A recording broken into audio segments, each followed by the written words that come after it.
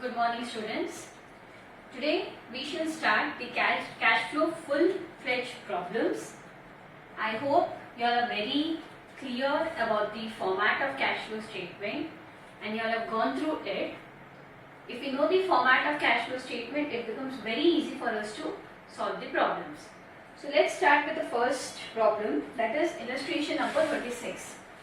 So they have given us the balance sheet of 2011 and 2012 and they have given us different notes and adjustments. So we have to prepare a cash flow statement. So the first step in the cash flow statement is to find out the net profit before tax. After we find out the net profit before tax, we have three activities, which are those: operating, investing and financing activities.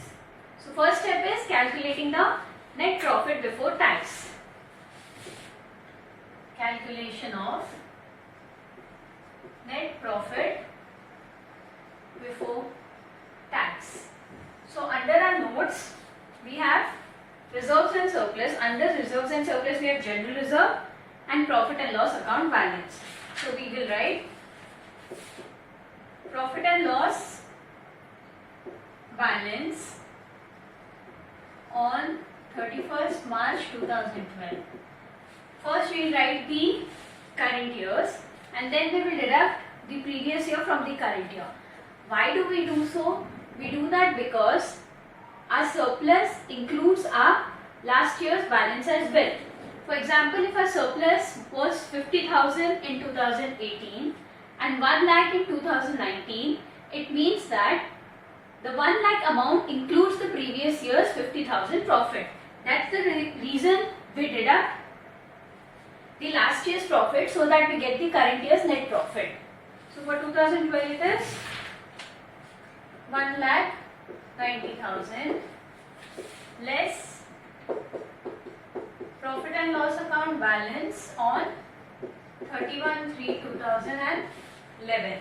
It is 1,10,000. So we get 80,000. Then what do we do? The next step is to add our interim dividend, proposed dividend, transfer to reserves. So is there any proposed dividend? No. Provision for tax? No. What do we have but? In our reserves and surplus we have general reserve. So we'll write add transfer to general reserve. Again we will deduct current year's balance, that is 1,15,000 with previous year's 1 lakh. So it is 15,000. Is there any refund of tax given in the problem? No. So whatever answer we get, 95,000 is our net profit before tax.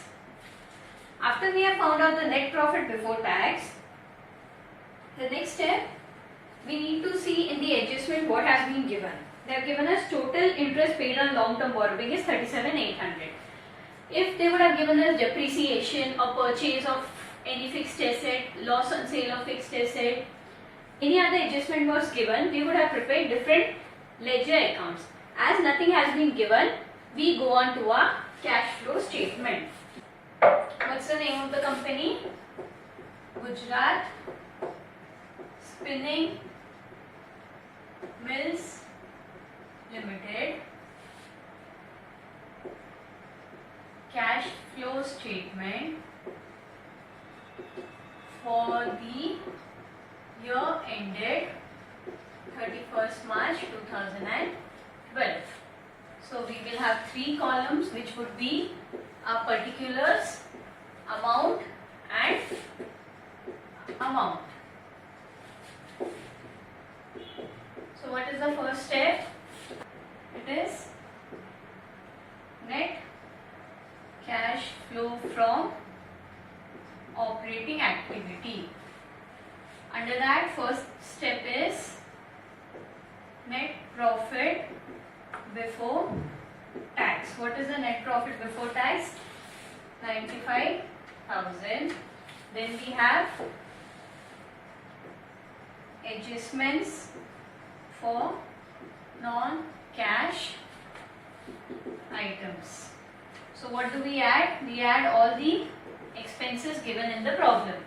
So the first step is, this is same like how we did 2 or 3 sums relating to operating activity. First step is finding the net profit before tax.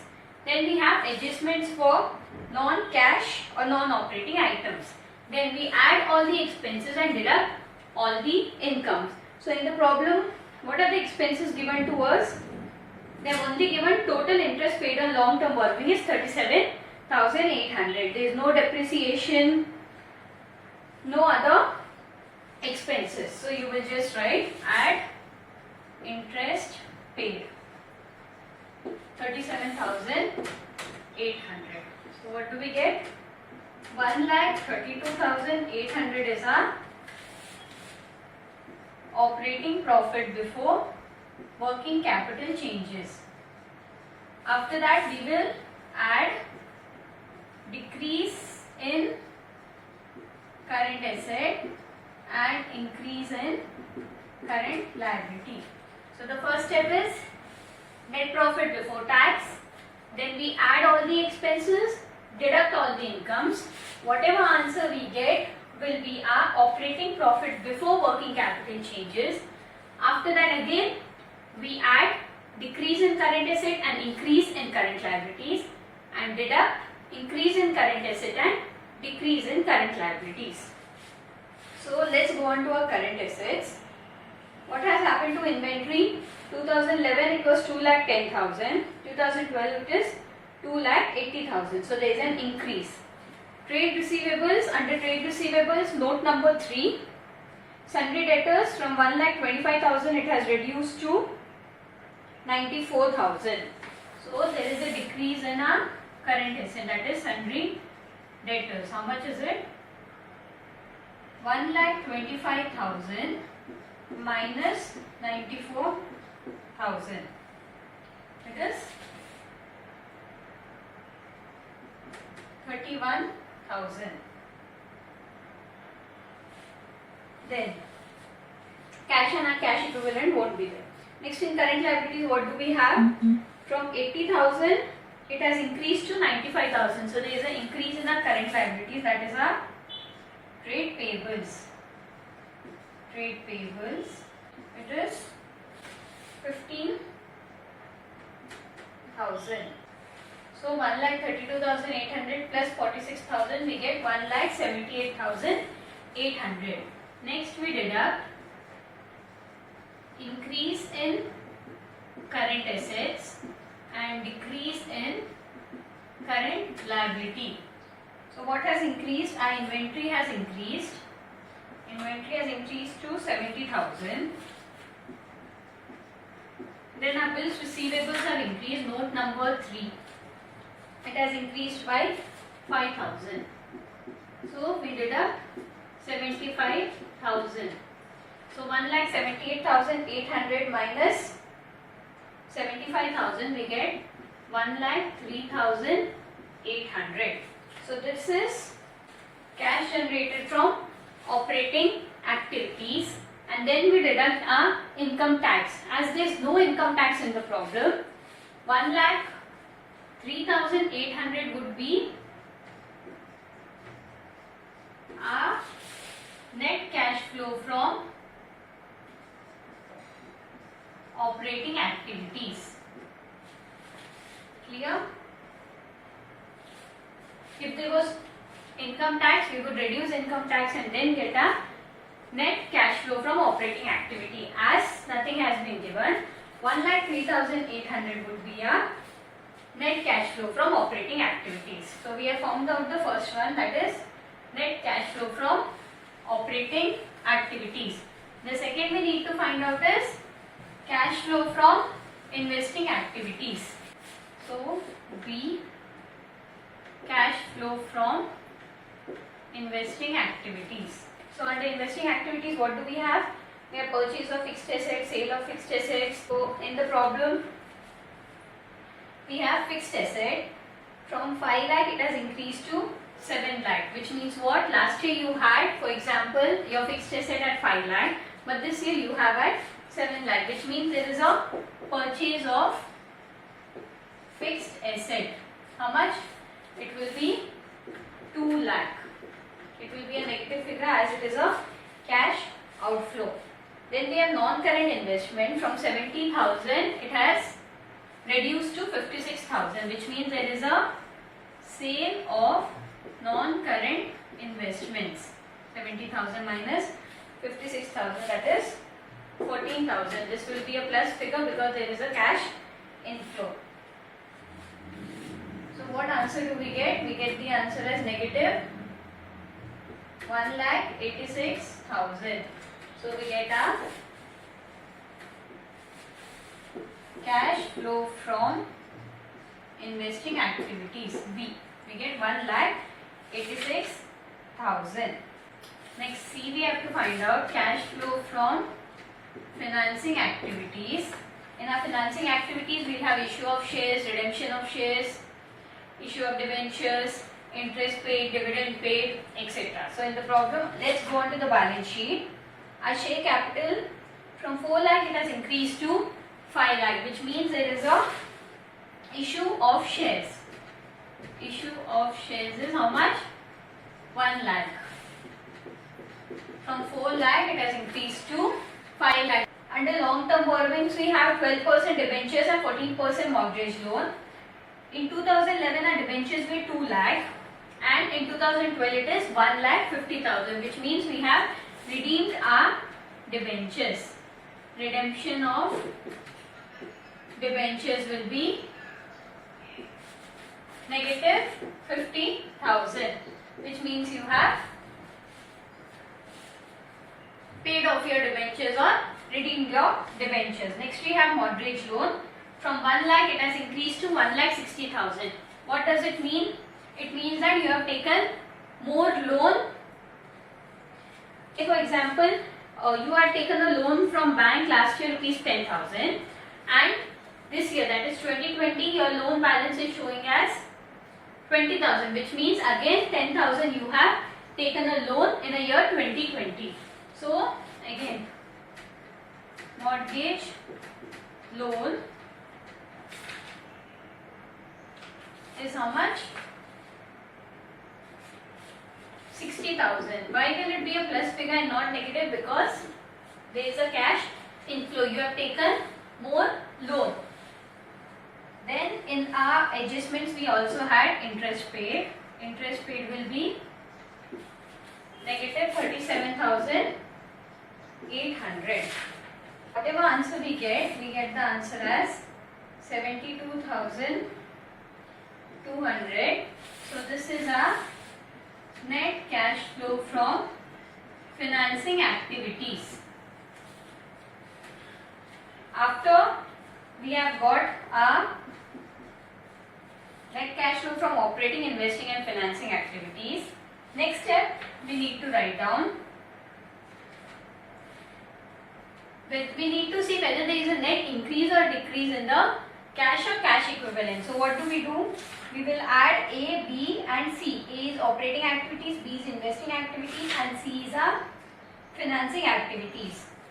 So the total we get is negative 10,000, which means there is a decrease in, so we will write net decrease in cash and cash equivalents. So it will be A plus B plus C, which is 1,03,800 minus 1,86,000 plus 72,200. So we get the answer negative 10,000. After we get a net increase or decrease in cash flow, if it was a positive figure, it would be a net increase in cash flow. We will add cash and cash equivalents at the beginning of the year. So go to your problem, see under the balance sheet cash and cash equivalent. What's the opening figure? It is 70,000. So we will add the opening figure, whatever answer we get. So 70,000 minus 10,000 is 60,000. So this will be our cash and cash equivalents at the end of the period. In your also they have directly given the closing balance of cash and cash equivalent, that is 60,000. Whatever answer we got is also 60,000. So what does this mean? Our answer is right because our closing balance amount and whatever we have found out is the same, that is 60,000. It should always tally with your balance sheet closing balance. So clear? So now let me explain you once again how do we do it. First step, calculate our net profit before tax. After we finish calculating our net profit before tax, we go to our calculation of operating activities. In operating activities, we first write net profit before tax. We add all the expenses. We deduct all the incomes. We get cash before working capital changes. Then we add decrease in current asset and increase in current liabilities and deduct increase in current asset and decrease in current liabilities. We will get a profit before tax. Then again we deduct our income tax paid. Whatever answer we get is a cash flow from operating activities. The second step is to find out the investing activities and the third is to get the financing activities. Whatever answer we get, if it is a positive figure, that is adding operating, investing and financing activities, if it is a positive figure, it is net increase in our cash or cash equivalent. If it is a negative figure, it is net decrease in our cash or cash equivalents. After that, we add the cash and cash equivalents at the beginning of the period. This will be given in a balance sheet of the previous year figure, that is beginning of the period we need to add. Whatever answer we get should tally with the amount of our balance sheet closing balance cash and cash equivalents. Clear? So let's take down another problem. Illustration 38. So again they have given us the balance sheet for the year 2011 and 12. They have given depreciation provided on tangible assets and interest paid. So the first step is we need to calculate our net profit before tax. So in the problem they have again given us 2 years surplus. So surplus of March 2012, it is 14,000. Then we deduct surplus of March 2011, it is 12,000, negative figure. So minus of minus becomes plus. So what net profit do we get? We get 26,000. Now you all may ask me, why did I add? It is 14,000 minus of minus 12,000. So minus of minus becomes plus. So it is 26,000. Then we have transfer to reserve. So we will add transfer to the general reserve. It is 30,000 minus 20,000, that is 10,000. So we get a net profit before tax as 36,000. Next step, in the adjustment they have given us depreciation on fixed asset.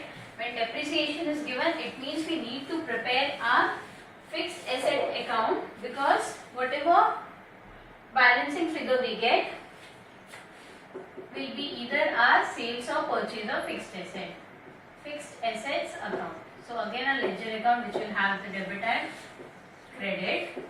Then particulars, amount, particulars and amount. The first step is to bring down the balance. To balance brought down. Go back to your balance sheet.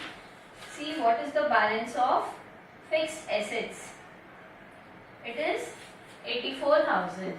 What is our closing balance? By balance carried down, it is 98,000.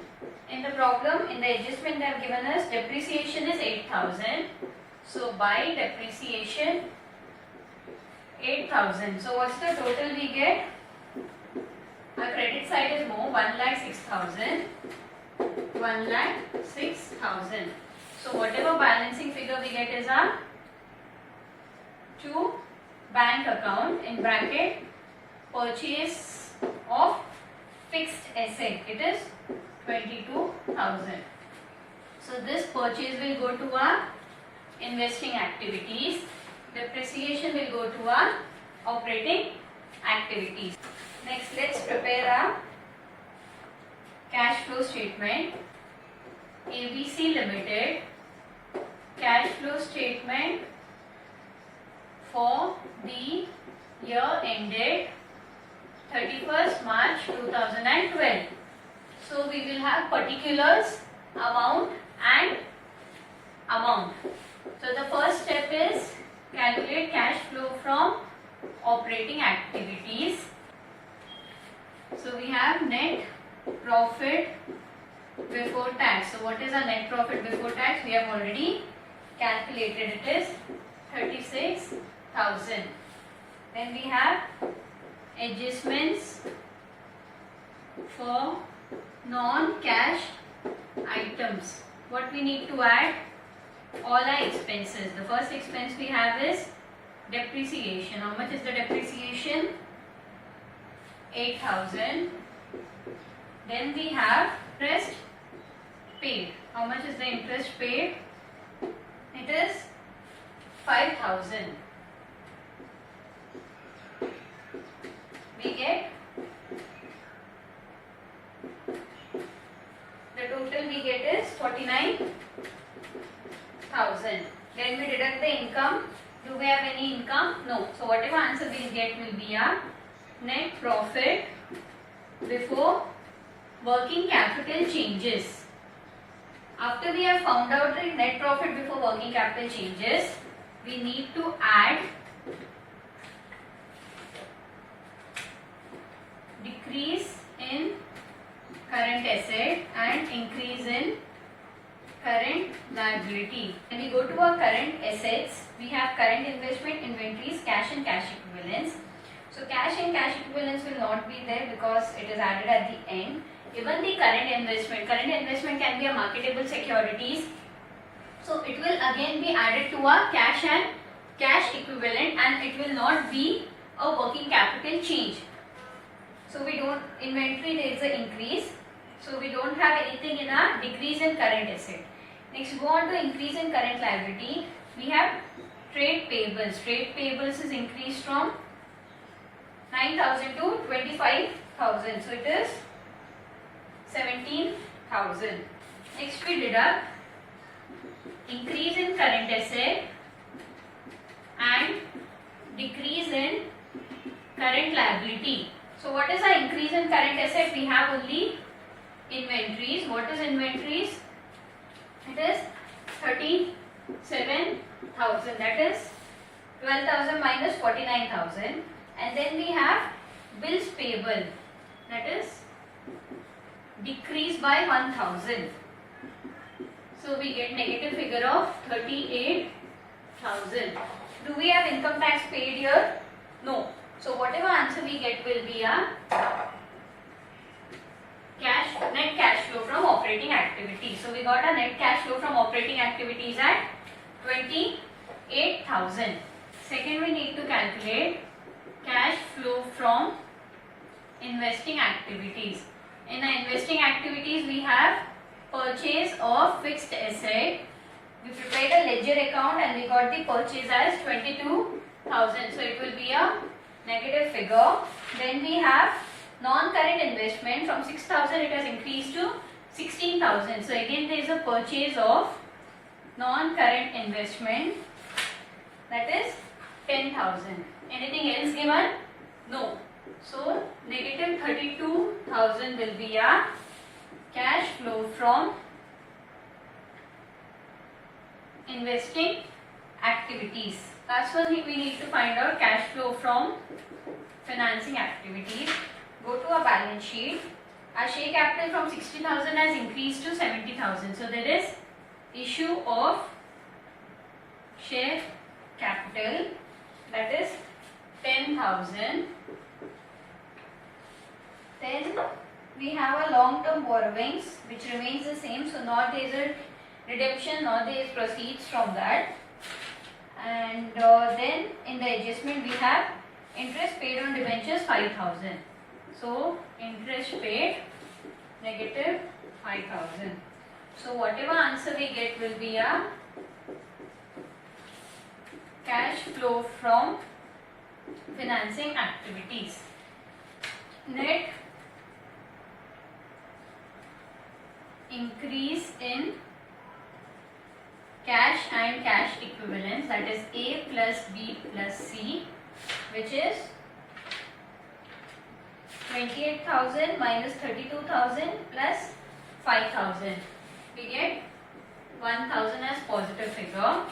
Then we add cash and cash equivalents at the beginning of the period. So what are the cash and cash equivalents at the beginning of the period?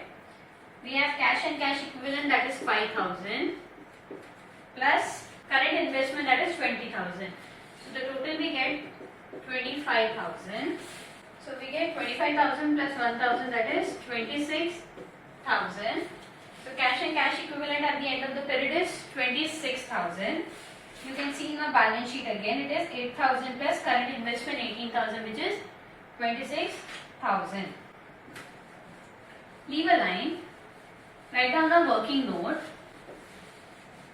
Calculation of cash and cash equivalents. So we have cash and cash equivalents. Here you can write down 2011. At the top you can write 2011, 2012. Cash and cash equivalents in the year 2011 we have 5,000. 2012 we have 8,000. Then we have current investment 20,000 and 18,000. So for 2000, beginning of the period we get 25,000. Closing of the period we get 26,000. Next line, write down. Current investment will be taken as marketable securities and hence will be treated as cash equivalents. So this is the calculation of cash and cash equivalent at the beginning and closing of the period. So whenever they have given us marketable securities or say cash and cash equivalent separately, we need to add both of them to get the total of the opening year and the closing year, so that when we tally our answer we know what the figure should be. I hope I am clear. We shall continue the remaining problems in the next class. Thank you.